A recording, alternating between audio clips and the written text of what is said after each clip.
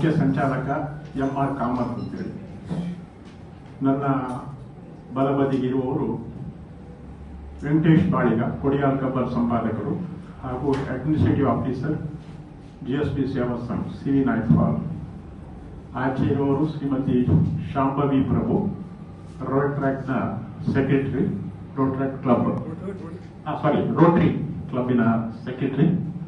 ಮತ್ತೆ ಆಚೆ ನಮ್ಮ ಗೋವಿಂದರಾಯ್ ಪ್ರಭುಗಳು, ಕರ್ನಾಟಕ ಬ್ಯಾಂಕಿನ ಸೀನಿಯರ್ ಮ್ಯಾನೇಜರ್ ನಿವೃತ್ತರು ಹಾಗೂ ನಮ್ಮ GSB ಸೇವಾ ಸಂಘದ ಆಕ್ಟಿವ್ ಸದಸ್ಯರು. ನನ್ನ ಎಡಬದಿಗಿರುವವರು ಡಾಕ್ಟರ್ ಎ ರಮೇಶ್ ಪೈ, ಅವರು ಗೌರವ ಕಾರ್ಯದರ್ಶಿ GSB ಸೇವಾ ಸಂಘ ಕದ್ರಿ ಮ್ಯಾಂಗ್ಳೂರ್. ಮತ್ತೆ ಆಚೆ ಇರುವವರು ಶ್ರೀಮತಿ ಗೀತಾ ಸಿ ಕಿಣಿ, ಇವರು ಶ್ರೀಶಕ್ತಿಯ ಮುಖ್ಯಸ್ಥೆ, ವಿಶ್ವ ಕೊಂಕಣಿ ಕೇಂದ್ರ ಮಂಗಳೂರಲ್ಲಿ ಒಂದು ಶ್ರೀಶಕ್ತಿ ಮಿಷನ್ ಇದೆ, ಅದರ ಮುಖ್ಯಸ್ಥೆ ಆಗಿದ್ದಾರೆ. ಒಂದರ್ಥದಲ್ಲಿ ನಾವೆಲ್ಲ ಸದಸ್ಯರು, ಯಾಕಂದ್ರೆ ಇದು ಯಾವ ಒಂದು ಸಂಘ ಸಂಸ್ಥೆ ಇಂಡಿವಿಜುವಲ್ ಆಗಿ ಮಾಡುವುದಲ್ಲ, ನಾವೆಲ್ಲರೂ ಸೇರಿಕೊಂಡು ಈ ಒಂದು ಸಂಭ್ರಮವನ್ನು ಆಚರಿಸ್ತಾ ಇದ್ದೇವೆ. ಯಾಕಂದ್ರೆ doctor TMA Pai foundation Manipal ಇವರು ಸಾಧಾರಣ 1985ರಿಂದ 2023ರವರೆಗೆ ಒಟ್ಟು 38 ವರ್ಷಗಳಲ್ಲಿ ಪ್ರಶಸ್ತಿಯನ್ನು ಕೊಡ್ತಾ ಬರ್ತಾ ಇದೆ. ಕೊಂಕಣಿ ವಿವಿಧ ಭಾಷೆಗಳಲ್ಲಿ ಅವರ ಬೈಲಾಸ್ ಪ್ರಕಾರ ಏನುಂಟು ಹಾಗೆ ಕೊಡ್ತಾ ಬರ್ತಾ ಇದ್ದಾರೆ. ಅದರಲ್ಲಿ 2 ವಿಧದ ಪ್ರಶಸ್ತಿ ಇದೆ. ಒಂದು ಪ್ರಶಂಸಾ ಪತ್ರ ಅಂದ್ರೆ ಅಪ್ರಿಸಿಯೇಷನ್ ಅವಾರ್ಡ್ ಅಂತ ಹೇಳ್ತಾರೆ, ಇನ್ನೊಂದು ಪುಸ್ತಕಕ್ಕೆ ಸಿಗುವಂತಹ ಒಂದು ಪುರಸ್ಕಾರ. ಇಷ್ಟ ತನಕ ಒಟ್ಟಿಗೆ 59 ಪ್ರಶಂಸಾ ಪತ್ರಗಳನ್ನು ಅವರು ಕೊಟ್ಟಿದ್ದಾರೆ ಎಲ್ಲರಿಗೂ, ಅಂದ್ರೆ ಅನುವಾದಕರಿಗೆ ಮುಖ್ಯವಾಗಿ.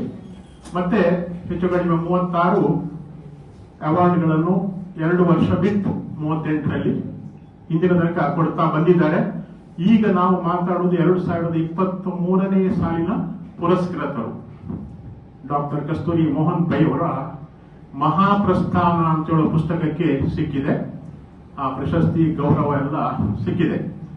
ಈ ಮಹಾಪ್ರಸ್ಥಾನ ಪುಸ್ತಕ ಕೊಂಕಣಿ ಭಾಷೆಯಲ್ಲಿದೆ, ಅರ್ಥಾತ್ ದೇವನಾಗರಿಯಲ್ಲಿದೆ. ಅದಕ್ಕೋಸ್ಕರ ಅವರಿಗೆ ಅತ್ಯುತ್ತಮ ಶ್ರೇಷ್ಠ ಪುರಸ್ಕಾರ ಸಿಕ್ಕಿದೆ. ಆ ಕಾರಣಕ್ಕೋಸ್ಕರ ನಾವು ಅವರನ್ನು ಅಭಿನಂದಿಸಬೇಕು ಅಂತೇಳಿ ಎಲ್ಲ ಒಟ್ಟಾಗಿ ಲೈಕ್ ಮೈಂಡೆಡ್ ಸಮಾನ ಮನಸ್ಕರು ಒಟ್ಟಾಗಿ ಈ ಕಾರ್ಯಕ್ರಮಗಳನ್ನು ಮಾಡ್ತಾ ಇದ್ದೇವೆ. ಡಾಕ್ಟರ್ ಮೋಹನ್ ಪೈ ಅವರ ಬಗ್ಗೆ ಹೇಳಿದ್ರೆ ನಿಮಗೆಲ್ಲ ಗೊತ್ತಿರುವುದು, ಯಾಕಂದ್ರೆ ಅವರಿಷ್ಟು ಕೆಲವು ಅವರ ಎಳವೆಯಲ್ಲಿಯೇ ಇದರಲ್ಲಿ ತೊಡಗಿಕೊಂಡಿದ್ದಾರೆ. ಒಬ್ಬ ಪ್ರತಿಷ್ಠಿತ ವೈದ್ಯ ಡಾಕ್ಟರ್, 40 ವರ್ಷದ ಅನುಭವ ಡಾಕ್ಟರಿಗೆ ಆಸ್ ಎ ಪ್ರಾಚಾರ್ಯರಾಗಿ, ಆಸ್ ಎ ಪ್ರೊಫೆಸರ್ ಆಗಿ ಅವರಿಗೆ ಅನುಭವ ಇದೆ. UG PG ಎಲ್ಲ KMC ಮಣಿಪಾಲ್ ಮತ್ತು KMC ಮಂಗಳೂರಿನಲ್ಲಿ ಮಾಡಿ, ಮತ್ತೆ ಅವರ training all India medical institute ಡೆಲ್ಲಿಯಲ್ಲಿ ಆಯಿತು. ಮತ್ತೆ ಇಲ್ಲಿಯೇ 40 ವರ್ಷಗಳ ಅವರು ಅನುಭವ ಹೊಂದಿದ್ದಾರೆ. ಮತ್ತೆ ದೇಶ ವಿದೇಶಗಳಲ್ಲಿ ಪ್ರಬಂಧಗಳನ್ನು ಮಂಡಿಸಿದ್ದಾರೆ. ಹಾಗೆ ಕೊಂಕಣಿಯಲ್ಲಿ ಕೂಡ 250ಕ್ಕೂ ಹೆಚ್ಚು ಲೇಖನಗಳನ್ನು ಪಬ್ಲಿಷ್ ಮಾಡಿದ್ದಾರೆ.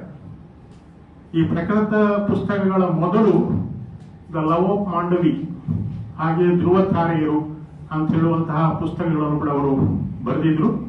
ಅದಕ್ಕೂ ಕೆಲವು ಸಂಘ ಸಂಸ್ಥೆಗಳು ಅವರನ್ನು ಪುರಸ್ಕರಿಸಿವೆ. ಈಗ ಈ ಮಹಾಪ್ರಸ್ಥಾನ ಅಂತ ಹೇಳುವ ಪುಸ್ತಕ ದೇವನಾಗರಿ ಇದ್ದು, ಇದು ಮಹಾವಲಸೆ. ಯಾಕಂದ್ರೆ ಈ ಏನ್ ಹೇಳ್ತಾರೆ, ಗೋವಾದಿಂದ 1910ರಿಂದ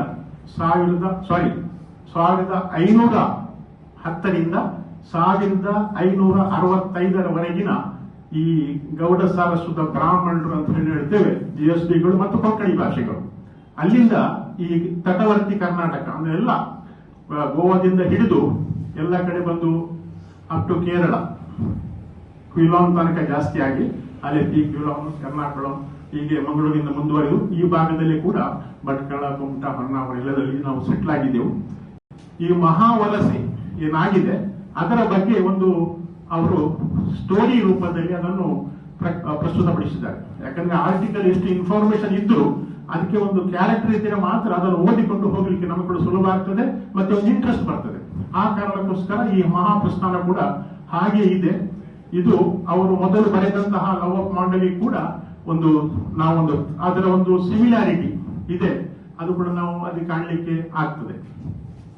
ಈ ಪುಸ್ತಕಕ್ಕೆ ಈಗ ಅವರಿಗೆ ಪ್ರಶಸ್ತಿ ಸಿಕ್ಕಿದೆ. ಅವರಿಗೆ ಈಗಾಗಲೇ ಕೆಲವು ಪ್ರಶಸ್ತಿಗಳು ಬಂದಿದೆ.